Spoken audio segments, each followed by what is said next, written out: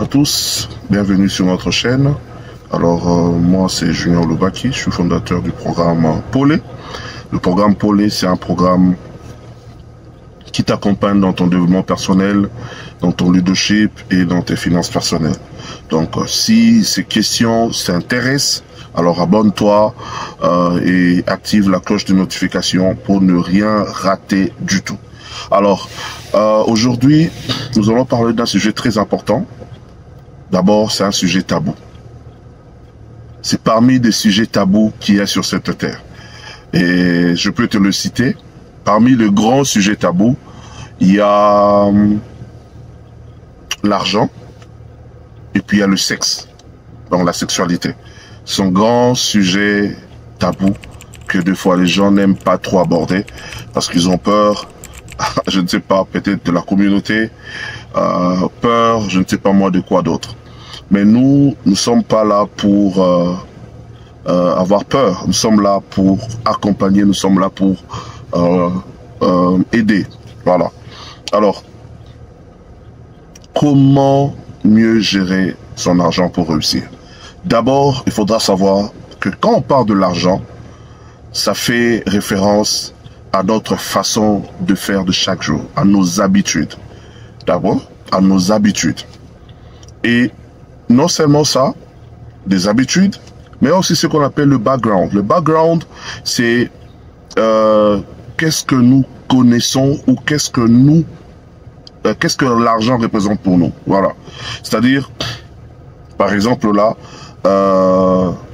quand quelqu'un d'autre voit l'argent, pour lui, c'est quelque chose qui doit être dépensé sans pourtant calculer. Pour d'autres, quand ils voient l'argent, ils se disent, je dois le garder pour ne rien dépenser du tout. Pour d'autres encore, quand ils ont l'argent, ben c'est donné à celui qui viendra le premier. Donc chacun de nous a sa façon à lui de voir l'argent, de considérer l'argent. Et ça, bien sûr, c'est le background ou la programmation.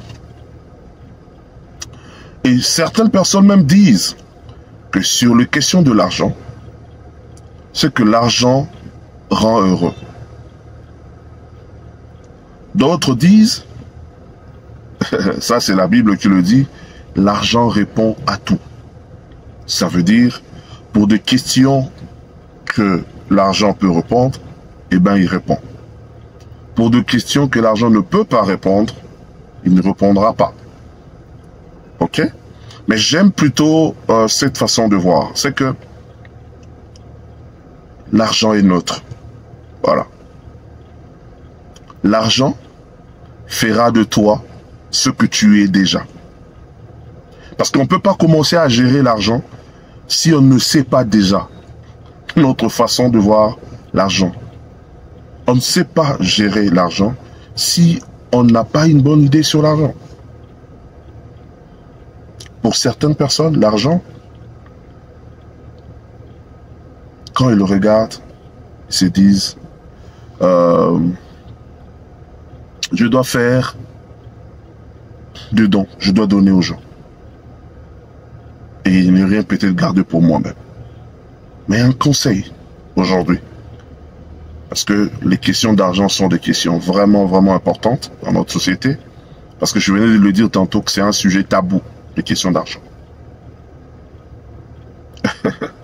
Alors, aujourd'hui, pour mieux commencer à gérer notre argent, le premier conseil, c'est de revoir la programmation que nous avons sur l'argent. Changer de programmation.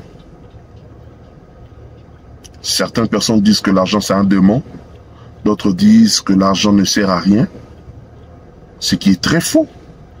Parce que si aujourd'hui tu as le téléphone sur lequel tu suis cette vidéo, je ne sais pas si tu l'as trouvé comment, mais je suis sûr que l'argent est passé par là. Comment dire que l'argent n'est pas important? L'argent est très important. L'argent n'est pas tout ce qu'on a dans la vie, mais l'argent est très important, les amis. L'argent n'est pas tout ce que nous avons dans la vie. Il y a autre chose aussi, mais l'argent est très important. Si tu as du data pour suivre cette vidéo, donc la connexion Internet, ça veut dire que quelque part, tu as acheté du data, du giga ou de méga, ça dépend. Tu as fait comment pour les avoir? Est-ce qu'on t'a donné en cadeau? On t'a fait cadeau ou bien tu as acheté? Si tu es allé au travail, tu es en train de suivre cette vidéo, tu es au travail. Ça veut dire que tu as payé forcément un moyen de transport. Peut-être tu es allé à pied, il n'y a pas de problème. À pied, tu n'es pas allé à pied, tu n'es pas allé au travail à pied, pieds nus. Bref, l'argent se retrouve partout. Ok? Et pour ça, nous ne devons pas nous voiler la face, les amis. Donc, on doit revoir la conception qu'on a de l'argent, la programmation. L'argent n'est ni bon ni mauvais. L'argent est neutre. Ça veut dire, si tu prends l'argent, 100 millions de dollars, 100 millions de francs CFA, 10 millions d'euros, je ne sais pas, tu donnes à Hitler, Hitler va acheter des armes pour aller combattre les Alliés.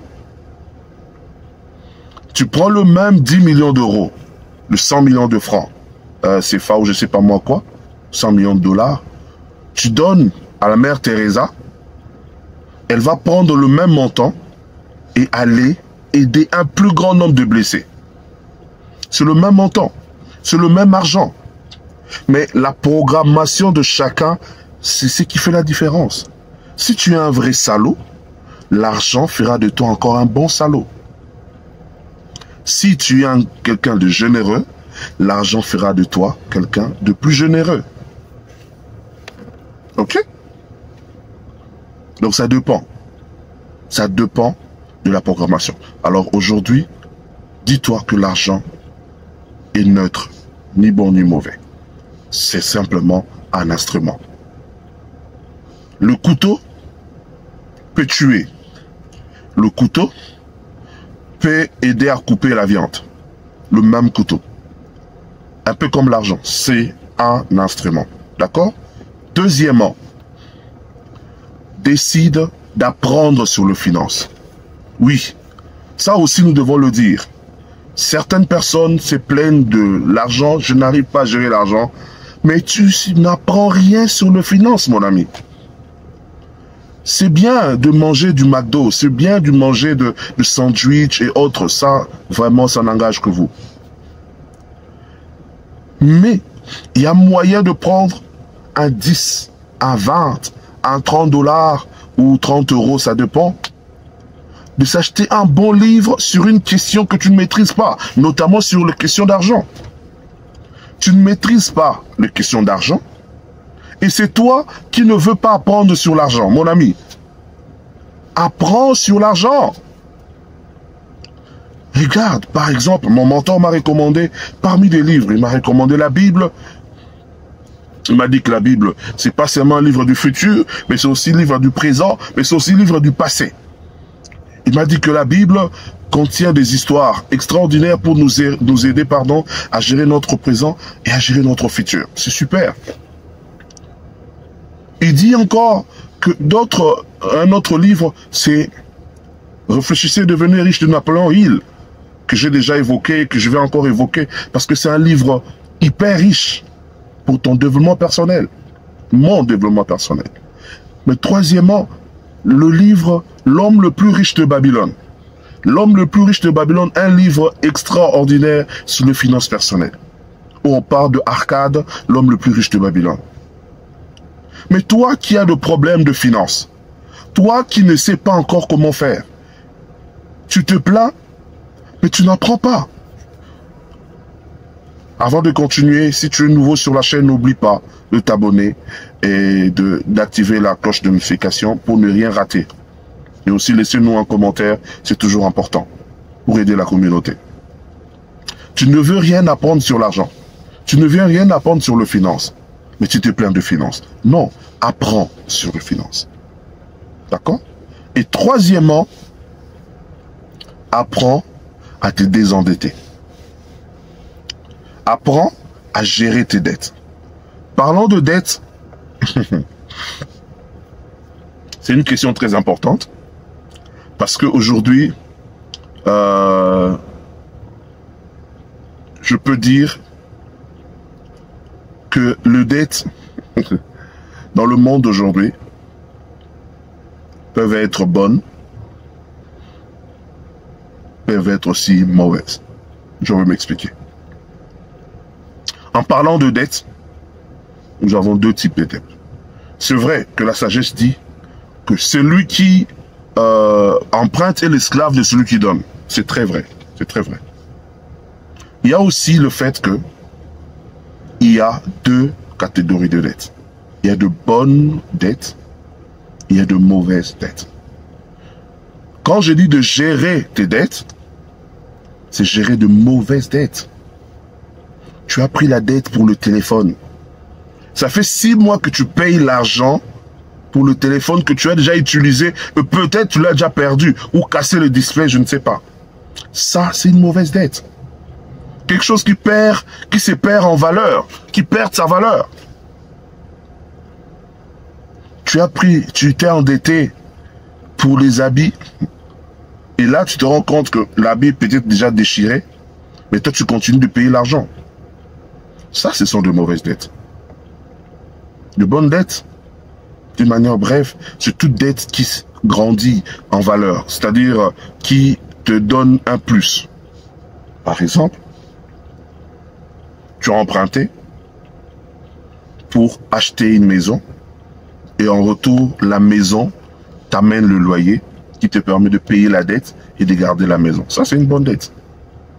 Tu as pris une dette pour investir dans un business de transport en commun, de je ne sais pas moi quoi. Et le business te permet de payer la dette et de garder le business. Ça, ce sont de bonnes dettes. Mais moi, je ne parle pas ici de bonnes dettes. Moi, je parle de mauvaises dettes.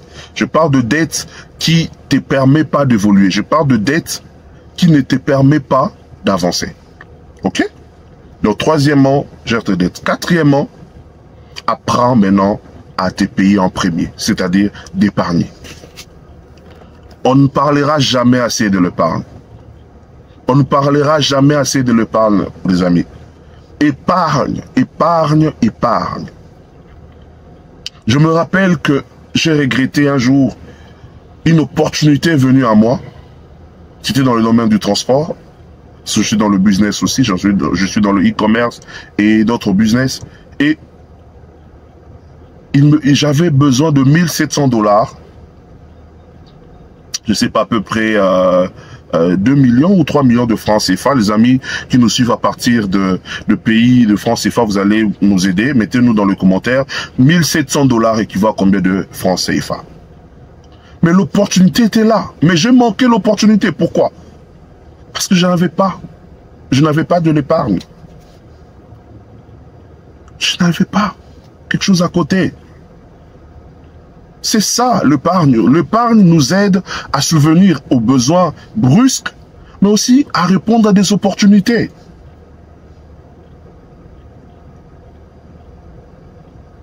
Ok? Alors, très important. Très, très important. Épargne, épargne, épargne. Même peu, il n'y a pas de problème. Le problème avec l'épargne, les experts disent, c'est pas question d'argent, c'est question de discipline, c'est question d'habitude. Il faut avoir l'habitude d'épargner. Ok? Et en dernier lieu, contrôle tes dépenses. Contrôle tes dépenses. Tu dépenses sur quoi? Tu dépenses comment? Contrôle tes dépenses. Merci beaucoup. Je crois que c'est la fin. Nous sommes à la fin. Alors, j'espère que ces conseils vont vous aider. Alors, n'oublie pas de t'abonner, de partager, de commenter. Nous sommes à plus de 18 000, je crois, 19 000 vues dans nos différentes vidéos. Merci beaucoup. Et surtout dans les shorts, il y a beaucoup de vues aussi. Alors, si tu es là, tu suis ces vidéos, tu n'es pas encore abonné, n'oublie pas de le faire. Alors, merci beaucoup et on se voit la fois prochaine.